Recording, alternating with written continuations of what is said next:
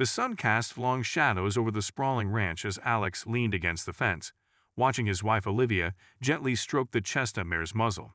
6 months ago, they would never have imagined themselves here. Him, a tech entrepreneur who'd struck gold with an app at 28, her, a veterinarian with a baby on the way, and this broken-down horse with a mysterious past that nobody wanted. "She's looking better today," Olivia said, her free hand resting protectively over her growing belly. "The limp is almost gone." They'd found Luna at an auction, destined for slaughter. Despite the protests from the ranch manager they'd hired to run their newly purchased property, Alex couldn't resist Olivia's pleading eyes. "She deserves a second chance," she'd whispered. And so Luna became the first rescue in what they planned would become a sanctuary for unwanted horses. But Luna wasn't just any horse. From the day they brought her home, she'd exhibited strange behavior, pawing at the eastern fence line, nickering toward the mountains that loomed in the distance, as if calling to something or someone, beyond the boundary of their land. "I still think we should follow her," Alex said, watching as Luna's ears perked toward the foothills. "She wants to show us something." Olivia laughed, brushing back a strand of hair that had escaped her ponytail. "You and your wild theories. Not everything is a startup concept waiting to be discovered." But wealth hadn't dimmed Alex's curiosity. If anything, it had sharpened it. The locals had whispered stories about these mountains since they'd moved in. Tales of Spanish conquistadors, a royal expedition, a mine filled with gold meant for a king's crown that vanished without a trace centuries ago. Most dismissed them as tall tales meant to attract tourists to the sleepy town. But something about Luna's persistence nagged at him. The way she always headed to the same spot. The strange marking on her flank that resembled an old Spanish coin. The previous owner's cryptic warning, "That horse knows things." One morning, after a particularly restless night, they awoke to find Luna missing. The gate was still latched, but somehow she'd escaped. They followed her hoof prints into the foothills, Olivia insisting on coming despite Alex's concerns about her condition. Hours into their search, as storm clouds gathered overhead, they found Luna standing motionless before a narrow crevice in the mountainside. As they approached, the horse turned to look at them, then deliberately stepped into the darkness. "Alex, wait," Olivia called as he ducked to follow the mare. "We don't know what's in there." But her words faded as the beam of his flashlight caught something embedded in the rock wall, a symbol etched centuries ago, identical to the mark on Luna's flank. And beyond it, something glinted in the darkness. Something that looked suspiciously like gold. Alex's heart pounded as he stepped forward. The mine that had vanished from history. The royal treasure that had become legend. Could it be? And if so, how did their injured rescue horse know exactly where to find it? "Alex?" Olivia's voice echoed in the narrow passage as she carefully made her way inside, one hand on her belly, the other trailing along the rough stone wall. "Don't go too far ahead. We don't know if this place is stable." The air inside the crevice was cool and damp, carrying the earthy scent of soil undisturbed for centuries. Luna stood several yards ahead, her silhouette illuminated by Alex's flashlight beam. The horse's ears were pricked forward, alert but calm, as if she'd been here before. "Look at these," Alex whispered, directing his light to reveal crude markings etched into the stone walls. "These aren't random scratches. They're directions." Olivia squinted at the symbols. Her grandfather had been an amateur historian specializing in Spanish colonial expeditions. She recognized the style immediately. "These are trail markers from the 1600s. Spanish conquistadors used them to navigate back to valuable sites." She traced one with her fingertips. "But how would Luna know to bring us here?" A soft whinny from Luna drew them deeper into the passage. As they followed, the narrow crevice gradually widened into what was unmistakably a man-made tunnel. Old timber supports, blackened with age but still holding, lined the walls at regular intervals. "This is impossible," Alex breathed, his entrepreneurial mind already calculating the implications of their discovery. According to local history, dozens of expeditions searched these mountains over the centuries. How could they all miss this? The answer came as they rounded a bend. A massive cave-in blocked much of the passage, creating a barrier that would have stopped any casual explorer. But to the side, barely visible, was a small opening, just large enough for a person to squeeze through. Or a determined horse. "That's why no one found it," Olivia said. The entrance was hidden by the rockfall. Luna had already pushed her way through the gap. With some hesitation, they followed, Alex helping Olivia navigate the tight space. What they found on the other side made them both gasp. The tunnel opened into a large chamber where evidence of human activity was everywhere. Rusted tools lay scattered on the ground. Rotted sacks were piled in corners, and embedded in the far wall were clear veins of ore that sparkled even in the dim light of their flashlight. "It's real?" Alex whispered. "The lost royal mine. It's actually real." Olivia approached a wooden table that had somehow survived the centuries, relatively intact under a coating of dust and cobwebs. On it lay a leather-bound journal, its pages yellowed with age. "We shouldn't touch anything," she cautioned. "This is a historical site. We need to report this to the authorities." But Alex was already gently opening the brittle cover of the journal. Inside, written in faded ink, was a name: Captain Diego Alvarado, Royal Expedition, 1647. As Alex carefully turned the pages, a folded piece of parchment slipped out and fell to the ground. Luna immediately stepped forward and nudged it with her nose, pushing it toward Olivia. "Okay, this is getting weird," Olivia said, her scientific mind struggling to make sense of the horse's deliberate actions. "It's almost like she wants us to read it." With trembling hands, Alex unfolded the parchment to reveal an intricately drawn map. In the center was a symbol identical to the mark on Luna's flank. "This doesn't make any sense," Alex said, looking from the map to the horse and back again. "How could she possibly?" His words were cut short by a distant rumble that shook dust from the ceiling. Luna's ears flattened against her head as she backed up nervously. "Was that thunder?" Olivia asked, instinctively placing a protective hand over her belly. Another rumble, louder this time, sent small stones skittering across the floor. And then from somewhere deeper in the mine came the unmistakable sound of footsteps. Someone else was down here with them, and whoever it was, they were getting closer. Alex pulled Olivia behind a stack of ancient mining crates as the footsteps grew louder. Luna, surprisingly, showed no fear. The horse remained still, ears forward, as if expecting whoever approached. "What do we do?" Olivia whispered, her heart racing. The baby kicked inside her, as if sensing her anxiety. Before Alex could answer, a beam of light cut through the darkness. A tall figure emerged from a tunnel on the opposite side of the chamber. An older man with weathered skin and silver hair tied back in a ponytail. He wore hiking boots and carried a professional-grade geological hammer. Most striking was the tribal necklace around his neck, bearing a familiar symbol. "I know you're in here," the man called out, his voice echoing off the stone walls. "You might as well show yourselves. Luna's already given you away." Alex and Olivia exchanged startled glances. He knew their horse by name. Cautiously, they stepped out from their hiding place. The man's weathered face broke into a smile when he saw Luna, who trotted over to him like an old friend. "That you are, girl," he said, rubbing her neck. "Bringing visitors, I see. Who are you?" Alex demanded, positioning himself protectively in front of Olivia. "And how do you know our horse?" The man's expression shifted to confusion. "Your horse?" "Luna belonged to my father, and his father before him. She disappeared from our ranch 3 months ago." "That's impossible," Olivia interjected. "We bought her at auction 6 weeks ago. She was scheduled to be destroyed." The man's face darkened. "Someone stole her then. The family who originally owned this land, my ancestors. They've been the guardians of this place for generations." He gestured to the mine around them. "And Luna's bloodline has always been part of that guardianship." Back at the ranch, the property manager, Thomas, was growing increasingly agitated. The wealthy couple he worked for had been gone for hours, venturing into mountains that locals knew to avoid. He paced the living room of the main house, debating his next move. His phone rang, a block number. "Have they found it?" a cold voice asked without preamble. Thomas swallowed hard. "I think so. They'd followed the horse into the eastern foothills this morning. Hadn't returned." "You were supposed to prevent this," the voice hissed. "That's why we placed you there. I tried to convince them to sell the horse, but they wouldn't listen. What was I supposed to do?" "Fix it. Tonight, or the deal is off, and your debts remain your problem." The line went dead. Thomas stared at his phone, then at the photo on the mantel. Alex and Olivia on the day they purchased the ranch, their faces full of hope and plans for the future. They had no idea what they'd stumbled into.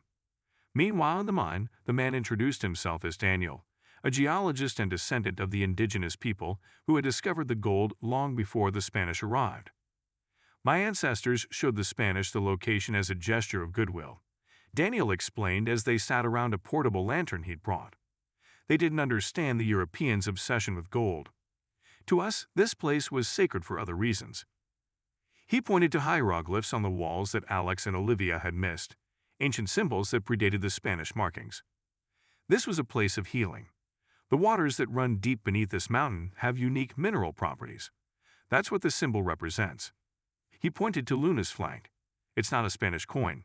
It's the ancient symbol for the healing waters. And the horse? Olivia asked, watching as Luna pawed at a specific spot on the ground. Every generation, one horse from her bloodline is born with the mark. They can sense the underground springs. They're drawn to them. Daniel smiled sadly. My family has protected this secret for centuries.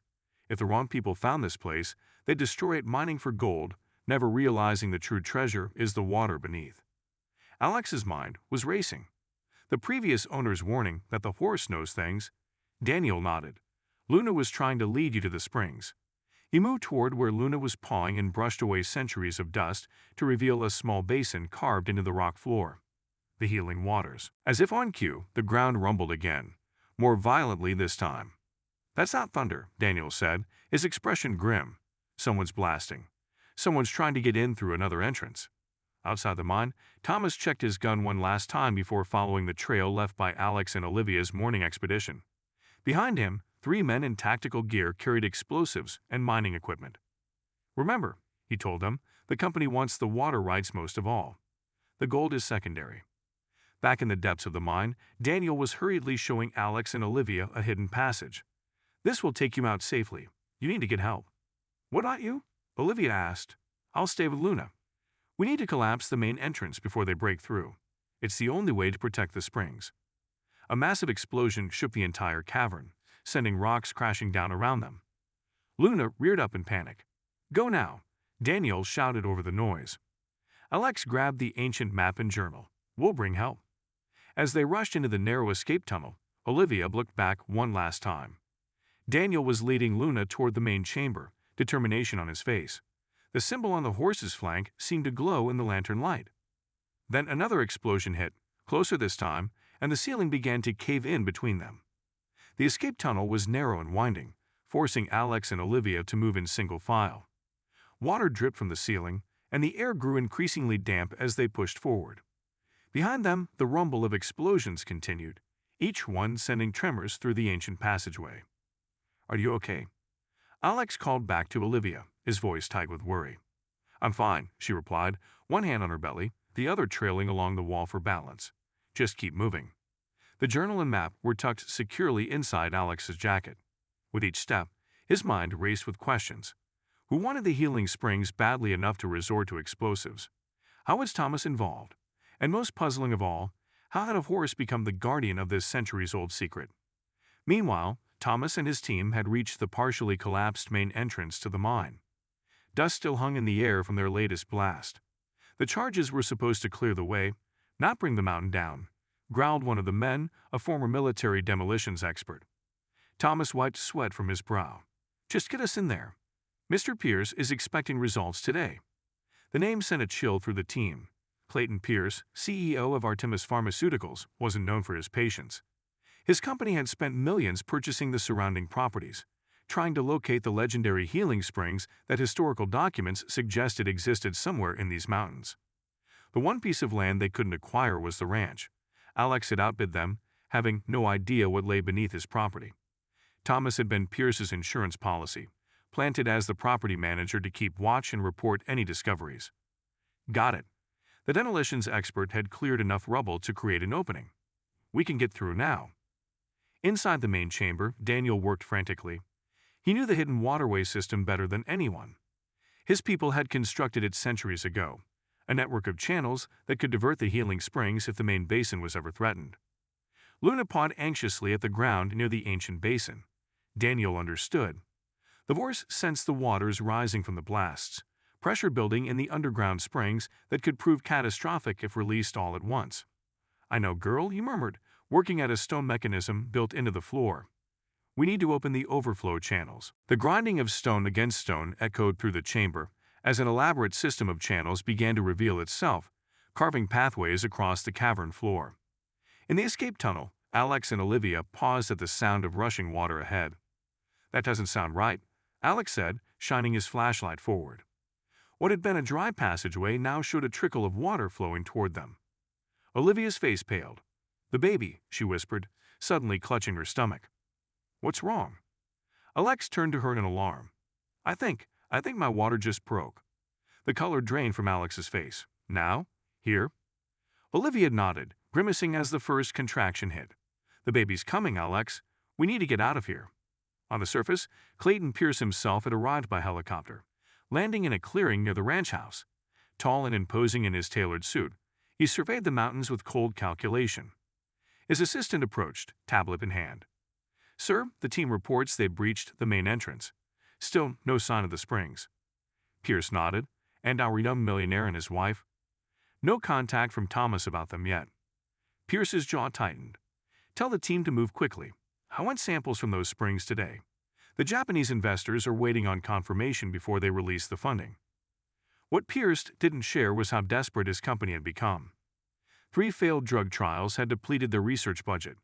The healing properties rumored to exist in these springs represented Artemis Pharmaceuticals' last hope of avoiding bankruptcy. Back in the main chamber, Daniel felt the vibrations of approaching footsteps.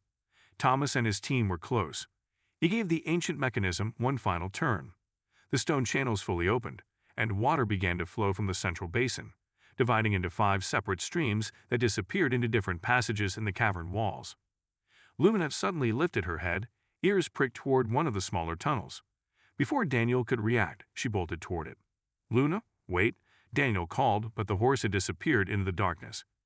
In the escape tunnel, Alex was supporting Olivia through another contraction when they heard hoofbeats approaching. Luna emerged from a connecting passage, nickering softly. "How did she?" Olivia gasped, momentarily distracted from her pain.